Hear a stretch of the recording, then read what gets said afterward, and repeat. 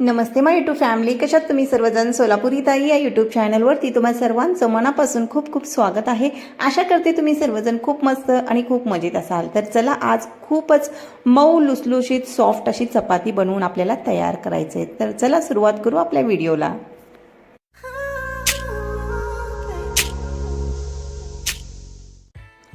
चपाती बनवण्यासाठी सगळ्यात महत्त्वाची गोष्ट अगोदर पीठ मळावं लागतं आणि पीठ मळण्यासाठी हात थोडासा घाण होणार आणि वेळही थोडासा नक्की द्यावा लागणार।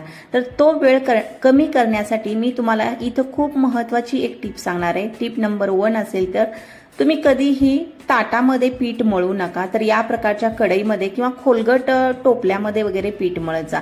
जेणेकरून असं केल्याने होतं काय की आपल्याला पीठ सावरून घ्यायला खूप कमी वेळामध्ये आपण पीठ सावरून घेऊ शकतो आणि फटाफट आपलं पीठ मळणं जे आहे ते होतं। तर इथं बघा, मी चपातीसाठी पीठ चाळून घेतलेलं आहे आणि त्यामध्ये म्हणजे तुम्हाला जितकं पीठ हवं आहे तेवढं चाळून घ्या आणि त्यानंतर मीठ टाका चवीनुसार। तर मी इथं थोडंसं मीठ टाकलेलं आहे। पीठ चाळून घेतल्यानं काय होतं की मध्ये एखादा दाणा असेल किंवा मध्ये एखादी घाण असेल ती बाजूला होते आणि आपल्याला चपाती करताना कोणत्याही प्रकारच्या अडचणी येत नाहीत, फास्ट चपाती लाटता येते। तर इथं बघा, मी पीठ चाळून घेतलं, त्यामध्ये मीठ टाकलं आणि नंतर काय करते, या पद्धतीनं पाणी घालते हळूहळू थोडं थोडं।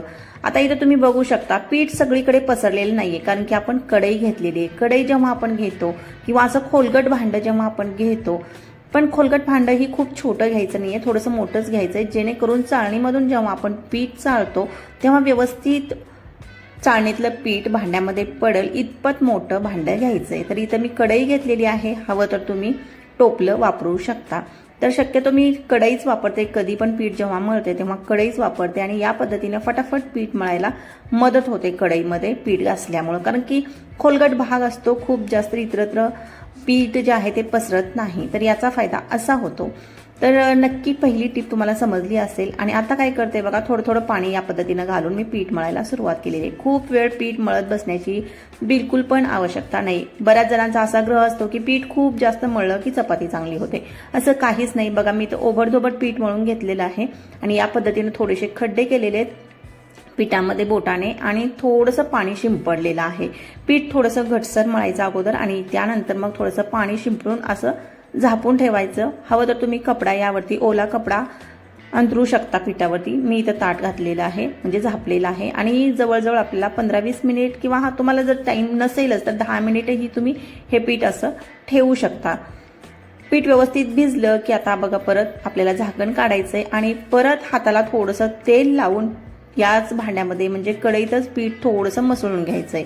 म्हणजे यामुळं काय होतं की पीठ सॉफ्टही होतं। आता बघा, पीठ खूप जास्त सॉफ्ट झालेलं असणार आहे। 15-20 मिनिट दिले आपण तर पुरेसे आहे, 10 मिनिटातही हे पीठ जे आहे ते सॉफ्ट होतं। तर हाताला थोडंसं तेल लावून या पद्धतीनं परत मसळून घ्यायचंय थोडंसं आणि परत तुम्ही हवं तर किचन ओट्यावरतीही मसळून घेऊ शकता। आता इथं बघा, पिठाची कन्सिस्टन्सी तुम्ही चेक करू शकता ना, पीठ खूप घट्ट आहे ना पीठ खूप पातळ आहे। असं पीठ असलं की चपात्या खूप सॉफ्ट होतात, मऊ होतात, लुसलुशीत होतात। आणि आता बघा, इथं मी पीठ किचन ओट्यावरती पण थोडंसं मसळून घेतलेलं आहे आणि आता इथं चपात्याचे बॉल जे आहेत ते बनवायला सुरुवात केलेली आहे। तर मी इथं थोड्या कमी क्वांटिटीमध्ये चपात्या बनवते, आम्ही तिघच आहोत, त्या हिशोबाने मी चपात्या बनवते, म्हणून एकदाच सगळे बॉल्स जे आहेत ते मी बनवून ठेवते। जर तुम्हाला खूप जास्त चपात्या बनवायच्या असतील तर तुम्ही तुमच्या हिशोबाने बॉल्स बनवून ठेवा आणि फटाफट चपात्या लाटायला सुरुवात करू शकता। तर इथं बघू शकता किती सॉफ्ट आणि किती लुसलुशीत हे मऊ लुसलुशीत आपलं पीठ झालेलं आहे। तर असंच पीठ आपल्याला हवं आहे। तर सगळे बॉल्स बनवून झाले आणि परत काय केलं, ते जे बॉल्स आहेत कढईत ठेवले आणि कढईमध्येच मी कोरडं पीठही घेतलेलं आहे।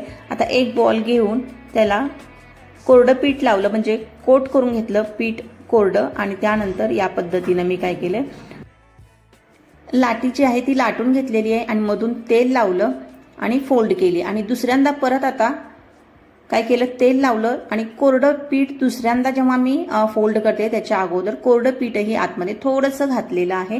आता बघा, हे त्रिकोणी आकाराची आपली चपाती जी आहे ती छोटी चपाती तयार आहे म्हणा तुम्ही।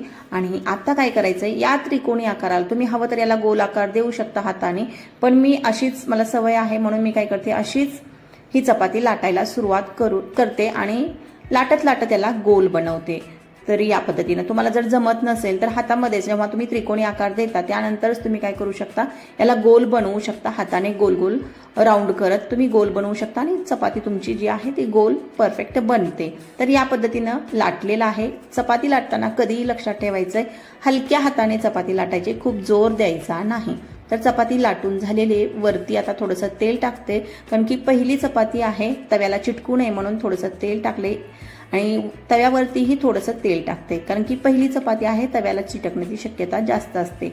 आणि वरती चपाती टाकलेली आहे. तर गॅस जो आहे तो मीडियम टू फास्ट वरतीच गॅस ठेवायचा आहे, कारण की स्लो गॅस जर ठेवला तर चपाती आपली निब्बर होते आणि मग ती खायला चांगली वाटत नाही. त्यामुळं काय करायचं, मीडियम टू फास्ट गॅसवरती चपाती भाजून घ्यायची. आता बघा इथं चपाती फुगायला, पहिलीच चपाती आहे आणि फुगायला सुरुवात झालेली आहे.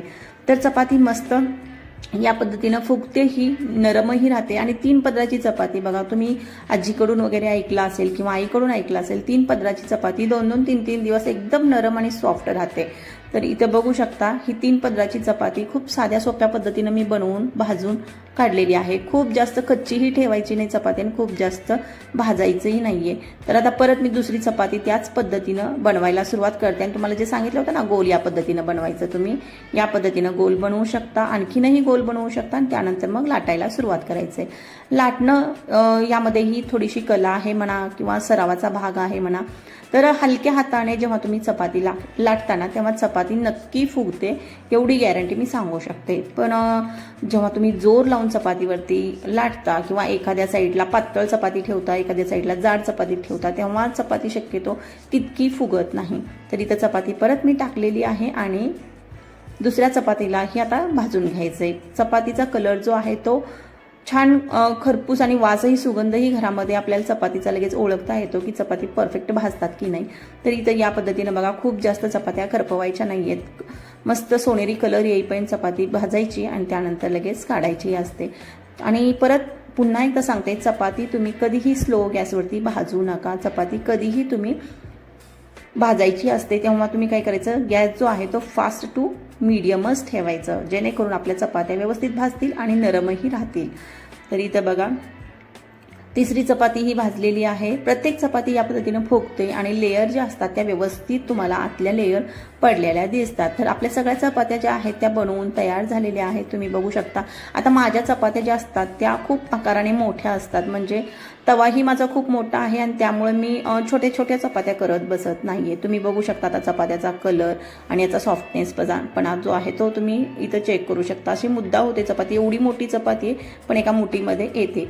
आता ही जी चपाती आहे, नॉर्मल जो तवा असतो त्याच्यापेक्षाही ही चपाती मोठी आहे आणि माझा तवा जो आहे तो खूप जास्त मोठा आहे. आणि यातल्या लेअर तुम्ही बघू शकता. आता बघा या लेअर किती पातळ चपाती आहे आणि एवढी पातळ जरी चपाती असली तरी देखील टम्म फुगते आणि व्यवस्थित लेयर्स पडतात.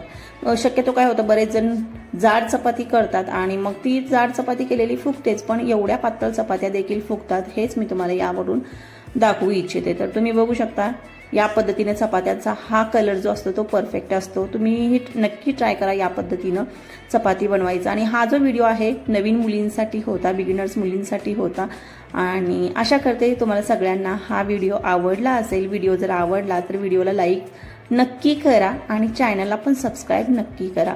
तर इथं बघू शकता किती चपाती जी आहे ती पातळ आहे, दिसत असेल कदाचित तुम्हाला.